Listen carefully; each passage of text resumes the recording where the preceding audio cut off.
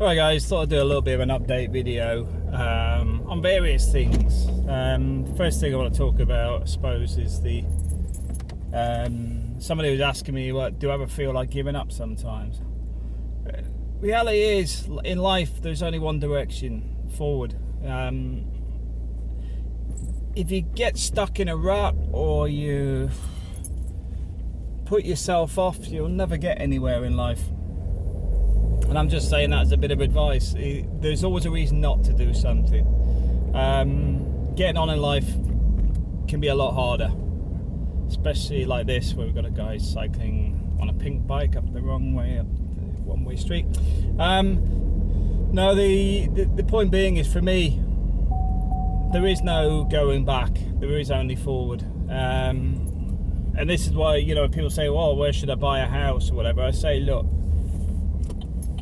get some grounding first. I mean, you could rent a place for 2 or 3 months and then see if it's for you. I mean, when Maureen come over, she rented in different areas just to see which area suited her.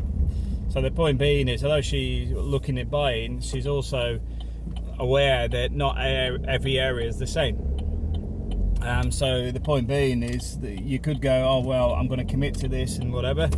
I've got to admit, if I did that in the house we were living in Torrebecca, it would have been an absolute nightmare for me. The neighbours were just a complete and utter disaster. So the point being is, although you've got to take a leap, also do it in a way that you can also adjust things, adjust the variables. For me, it's like work. I come from facilities management. I was a carpenter. I was an electronics engineer. I used to do security alarms, fire alarm systems. I used to do exhibition carpentry. I used to do all the lighting, the computer systems and everything for exhibitions, wiring up the big screens, all that sort of stuff. As well as managing facilities, in the sense that I looked after RBS Bank for a bit. I looked after Scotland. I was managing Scotland and the critical sites. I've been out to the Middle East and with Shell Oil, working on Shell Oil contracts. I've done surveying. I've adapted to whatever the environment needed at the time. Now, don't get me wrong, that is not what everybody else can do, and this is one of the things I want to say. It's not about doing the impossible, because if you're not good at mathematics, for example, I wouldn't advise you to become an accountant. Simple as that.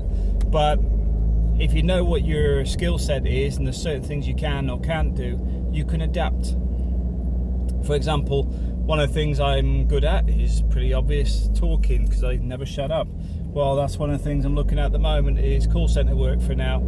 Now, one of the things I will say is I'm not looking at the call centres in this area, because it's simply I can't afford to work on about 400 or 500 euros a month plus commission. I mean, I know people talk about, they earn this and earn that, and I'm like, yeah, I've known a few people try it and not do it. And don't get me wrong, if you were selling me a venture that was viable, I would take a look at it. What do you mean, Matt? Well, a lot of the ones around here are sold on timeshares. Timeshares for me is not that you're flogging a dead horse. It's just that a lot of the dialing lists and stuff they're using are obsolete. They're old. They're what they call mature leads. A lot of the people on them are nearly 70 and whatever. They're not interested. Some of them have lost money in timeshares. So it's a very difficult market to be selling to. So if it's a difficult market to sell to, it's a difficult market to make a profit in. As such, financially, doesn't work for you. However, Carlos, a friend of ours, managed to find a contract relating to an IT company. So we're working with an IT company, and that will start next week. The point being is, the product works, the business works, and it's in a market that has a good reputation historically. So the point being is, for me, I can work with that. I'm not one to sell a product I don't believe in. But it doesn't mean that's my only option, and this is an important aspect to this. Is I start looking at, right, if I can get this to work to pay the bills for now, what's next on the list? Well, next on the list is finding some more revenue streams, as well as still focusing on my Spanish and work locally. Working in this area, a lot of the jobs I'm going to struggle to get a decent pay on. I expect that anyway. But it doesn't mean I'm going to give up. It just means I'm going to keep looking and keep trying. Eventually something will drop. As an engineer, I would say you should be able to get about 16,000 euros a year reasonably, you know, without trying to sell something that is above the local market rates. I would say that's probably around the market rate, which is probably about nearly a quarter what I can normally earn. But do I care? Not a bit. As long as my bills are paid and I'm out here, that's what matters. And like I said, that's one of the important bits. It's the flexibility. It's looking out there and saying, you know what, this is what I want. I'm sitting in the car. It's 25 degrees outside. I've been up to, where did I go today? Oh, not too far. Picked the kids up from school, and you know, I'm back for the kids getting home. I know working that may change a bit, but at the same time, I get to see the kids every day. The stuff I'm normally doing, longest I've been away from home is 9 months, non-stop. So the point being is, I'm changing and adapting to the environment I'm in. Learning Spanish. I've got to admit, a bit of advice is some of it will make no sense whatsoever, and other things seem very logical. Don't get me wrong, I understand the way the Spanish structure works, but some of the stuff I do struggle to understand the logic behind it. You know, for example, when you look at numbers and you look at when you go to 20 and it's 20, and you're like, okay, why?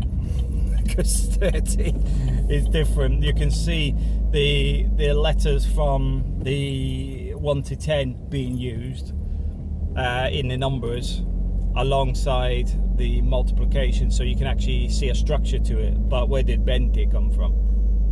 Something I've got to look up and research. So some things I struggle with because I can't see the logic behind some of it. Don't get me wrong, I can understand the tu and the yo and you know, the he, the she, the whatever. It's when it all starts to change around the endings. But then again, there is logic even with that, in the fact, like when you go like your soy whatever, you can actually drop the yo because they already know it's you.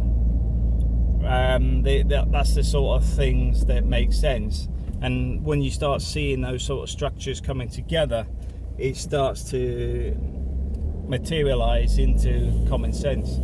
But it is a hard language to learn, and every Spaniard I've spoken to so far have said Spanish is very hard to learn compared to English. And I don't know whether to do some videos on it or not. I've got to be honest.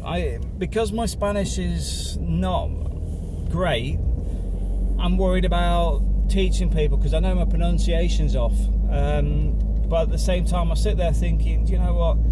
Is it better to be one of those things where you're in there together? Because that's when you start to find the common sense in it. Because you sit there and go, hang on a minute, I can see the structure here. You know, when you're going like die, you know, for the same as like the spelling is die, and then you're in like your teens. You know, like it starts to make sense, and it's like 1 and 6. I need a whiteboard to actually go through this because it's how my brain works. But you start to see a structure of how numbers form. So I look at that sort of stuff and I sit there thinking, you know what? Maybe it would help other people as well, because when you're a native of something, it's already logical to you. It's like my wife, she goes, oh, the numbers weren't hard. And I'm like, okay. It says, yeah, because it's the same as they are in the Philippines. I'm like, yeah, so the numbers make a lot of sense to you since it's the ones you've used since childhood. Yeah, I wonder why that makes sense. So you sit there and you think, right, I need to get my head around this. And I do sit there and think, this is going to take me a bit longer than I expected. I don't know, my wife will tell you, I push myself a lot to do things, and I just keep pushing until something gives. And I've got to admit, with Spanish, I've had to take my foot off the throttle a little bit, because I need to get to a point where I'm absorbing the amount of information I'm taking on board. Because what I've got at the moment is, for example, I've been doing tutoring around grammar. I've been doing Duolingo and Memrise, and I'm now starting the conversational. I'm going to take my foot off the grammar stuff for now, because I think I've got to a point where I can't absorb much more without more sentence structure. So grammatically, I need to take my foot off that a little bit, because Memrise is already giving me sentences, and when you visualize it, it starts making sense anyway. So instead of focusing on grammar, because this is one of the things that frustrated me with teaching English to people, is there's too much focus on grammar, because a lot of the time, a lot of this stuff develops naturally, but it's often designed by people that have only ever had a classroom environment, or it's a language that's already native to them, or it's not done in a way that is easy to absorb. It's done in a way, well, this is the way we should do this you should know your verb to be, and it is. And I have to say, I learned the verb to be in Spanish and I got it in English, but the thing is, the verb to be in Spanish, I now know that makes sense, but then you start expanding off it with the me and everything else, and then the structure, and I'm like, hang on a minute. The amount of work I have to do to learn these little bits, I could learn probably 100 phrases, because I'm learning the complexities of the language. Yet I think it's more important that I can speak the language and form sentences right or wrong, because as you go on, people will correct you. What I find in Spain is a lot of people don't like speaking English, but they will speak English if they can hear you really bad Spanish, and I go, that's so funny, this is what you should be saying, you got that wrong. But and it opens up a relationship of learning Spanish, and theirs for learning English. It's useful. So I'll take my foot off the grammar side a little bit, not totally, don't get me wrong. I'm still doing my structures, but I'm focusing more on sentences at the moment, rather than doing it on the different breakdowns, because I think it's overcomplicating it at this level. Duolingo, I sat there today and I just thought, I've got to a point on that. It's not helping me. I go through those sentences like that. It just goes boom, boom, boom, boom. And I'm doing it because of keeping the daily goal. And I sit there going, you know what? I don't think it can help me anymore. I think I've got to the point on there where I already understand it. Don't get me wrong, when I first started Spanish, which was 3 years ago or whatever, Duolingo was fantastic because I had no Spanish. But now I've already got structure. My Spanish teacher has got me around the verb to be and stuff, so I understand the formations of the words, etc. So the point is, Duolingo is not playing at the same level anymore. Memrise, different ball game. Memrise, I'm finding, because of the way it's structured, it can accelerate at different levels. So, for example, I've moved on to level 2 now, and it seems more focused on sentences now, where level 1 was a lot of words and a few sentences, where now it seems to be a lot more sentences, and I'm understanding it. This is the thing when I'm learning. You're sitting there frustrated thinking, I don't seem to be knowing any more Spanish than I did 2 weeks ago. What you're forgetting, though, is you're actually reading the sentence in front of you because you understand it now. If you were given that same sentence 2 weeks ago, you would have no idea what it was. But now you know what the shower is, the bathroom, the floors, the numbers are starting to form. It's starting to make sense, but it's memorized. It's not a case of you're translating from one language to the other. You're beginning to just know. And that's the important bit. And I'm finding that. And that's why I'm sort of saying, Matt, slow down the Duolingo, because you're spending about an hour a day on that, and spend an extra hour on Memrise, because Memrise is working. Duolingo, it's not doing anything. You've got to the point where I'm literally just going like that and going through. Bang, bang, bang, bang. That's pointless, because all those words and sentences are already in my head. Memrise, however, has a lot more levels to it, and Memrise is working. The next ones I'm looking at now, which is why we're looking at the italki, whatever it's called, italki or italki or whatever the pronunciation is I need to start the conversations. That is going to be my upcoming goal. I've got about 3 or 4 people that want to do conversational in English. So I've got people that I can start to converse with. Now, another cheaper option as well for others out there is actually just go and sit at a cafe and find somebody that's Spanish and bug them for the afternoon. But there's a thing called Coffee English, which you'll find around, which is actually a language exchange where people meet up and they do conversational Spanish or in English. I set a group up in Facebook and not really had any contact with anybody in there, not really a lot of interest. But I've had a look at other areas and it's not just my area. So I need to hunt down some more people in this area that want to learn English, and I'll swap them with my Spanish. Because that's the cheapest option, but also if there is dedicated, in the sense they need it for an exam for work or whatever, you know what? You can spend a lot of time with each other just to get the language. It reminds me a bit of the Foreign Legion. I watched a documentary on guys joining the Foreign Legion years ago. And these guys don't speak any French at all. They come from all walks of life, as the Foreign Legion is famous for. And one of the first things they have to learn is the French national anthem.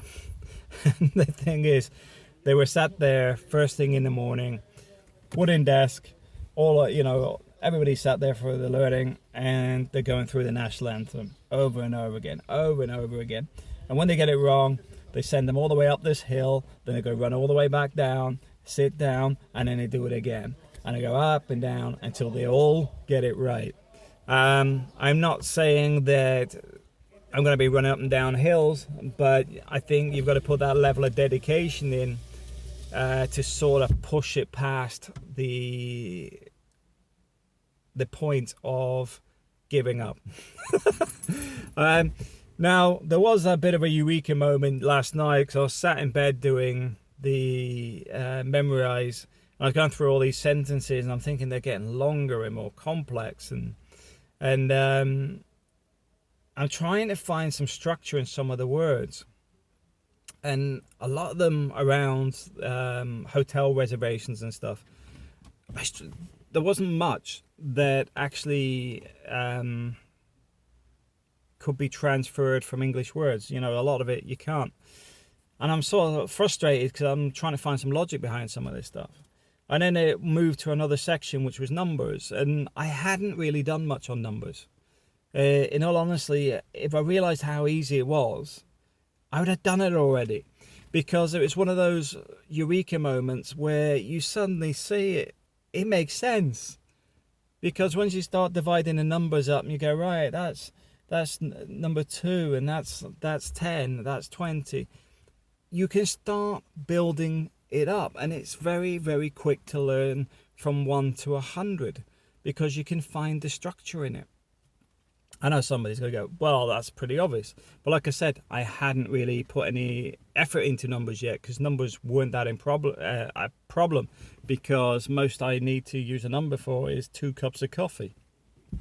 But now I'm sitting there going, Well, that's just logical. And that gave me a bit of motivation. And this is one of the reasons I put this video out today, is saying, look, keep yourself motivated. And that's one of the things I may actually do if people are interested, is I'll break up some of these sentences. If I find something that is logical, I know the shun is a prime example where we have a lot of shuns in the UK and in English, and they'll transfer directly into Spanish. There's a lot of words that are directly transferable. So the point being is there is a lot in there that you already know without knowing it, and that may be a good whiteboard exercise, the same as going through the numbers and some basic structure on sentences if people are interested, because I know there's a lot of training stuff out there, and I know my pronunciation is not perfect, but because I'm doing this from a learning perspective, you may find it useful in some of the things that are going on in here rather than from a teacher teaching it, which it may often be from a book format. Just a bit of a thought on that. Yeah, so work-wise, looks like something's going to drop in and keep us ticking over.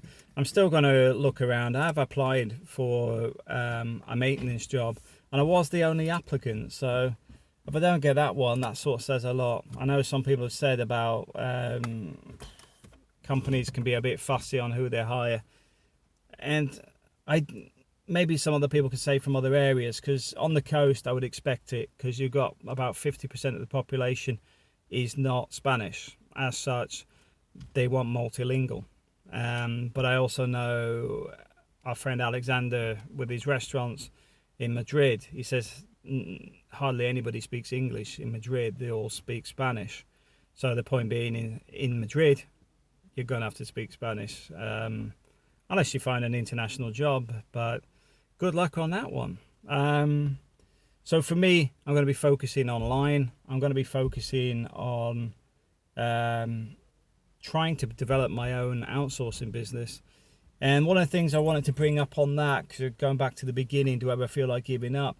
The answer to that is I can't give up if I wanted to. I've got a family. I've got to make it work. So the point being is we will make it work, and at the same time, why would I want to give up this? And I know one of you guys from Germany that wish they'd done more to keep a job in Spain. Do you know what? There is nothing to stop you trying again. There is nothing to say about getting more online work or finding a way back into Spain. Like you say, it's costing €2,000 a month in Germany, and in Spain you are living on 800. That's the reality. And the thing with it, the online work is it's a growing market. It's like consultancy. Consultancy is growing at a phenomenal rate. The companies are doing away with the jobs for life because of costs of pensions and everything else that are associated with it. It's one of the things I get frustrated about when I mention the council tax and stuff in the UK, where £1.05 goes to pensions. Because the thing is, they're not fixing it for everybody, they only fix it for themselves. So a lot of this stuff is all relative. These other markets are opening up, but I just wish when I'm working in the UK, they just gave me all my money to manage myself, instead of them taking a fortune from me for a healthcare system I don't use and a pension fund that may not be there when I retire. I'd rather they just gave me my money instead of robbing me. But anyway, not getting into that too much. So the point being is, you have to focus on, you have to make it work. And don't anybody ever use this phrase in front of me, because it really irritates me. It's easy for you to say. I survived and made a living in the Philippines. I survived for 5 years here in Spain. The reality is, a lot of it is when you're put in a position where you have to find the work or generate an income, you will find it. That is the grim reality of it. A lot of the time we stay in the same jobs we do until we retire because it's safe, it's stable, it's guaranteed to a point. I mean, I remember when I worked for one firm, most of the guys there have been 20, 25, 30 years. And everyone was like, oh, it's a job for life. And then they sold it the second year I was made everybody redundant, sold it to competitor. But the point being is, those well, that is a prime example of where those jobs are going, because they are outsourcing, they move contractors in, they cost more per hour, but there's no pension association, there's less contributions on social security and stuff for the business, and that's the market we're moving into. We can grumble about it, or we can accept that the world is changing around us. For me, this week, I'm going to sort out some faster internet, so that we've got some more stability on that. But one thing is for sure, we're here for the long haul, and it may be painful at times, but that's life. If you want to make it, you're going to have to do that. That's all I can say. But I've got to admit, with work completing in the UK now, that's took a massive amount of stress level and stuff off us. I feel a lot better now that's gone. The hassles with my relatives, now they're gone. That's took the last bit of weight load off me. I'm back to where I was about 6 or 7 months ago, before all that chaos started. But one thing is, once you've been through these types of things, you realize what matters. And for me, it's my kids, my wife, where we live, and health. Health is a major thing. We often think we're immortal in many ways. We'll just push through or whatever. But it's not always possible. It's one of the things my wife tells me off about, because it's one of the things I abuse a bit too much. But after the hassles recently that let my back go, I've sort of changed my thoughts on that completely. As she said, well, what are we going to do if you're not here? You know, at the end of the day, we rely on you. So when you sort of sit there and think, well, she's right. Is that money really worth the hassle? No, it's not. It's even worse when you give away over a quarter of it to the state for things that people gripe into you about, going, oh, but when people go, oh, you're a con artist, you're obviously claiming benefits and whatever. What? How the hell do I claim benefits? I don't claim nothing. I don't even know what's available in Spain, because there ain't a lot as far as I'm aware. But in the UK, I've never claimed benefits. I've never needed to. I get headhunted for work in the UK. I've had 3 job offers in the last week for the UK. I've had 2 job offers for Dubai. But at the same time, my roots are here. This is home, this is my family, and that's where I want to stay. Thanks for watching. One of the things I would like to say though is, if you do enjoy my videos, please like, please subscribe, comment, and if you can share the videos to other like-minded people, because one of the things that I do this for is to share my experiences and stuff, to try and help other people improve their lives or make changes for a better life. It's not about the money, I'll be honest with you.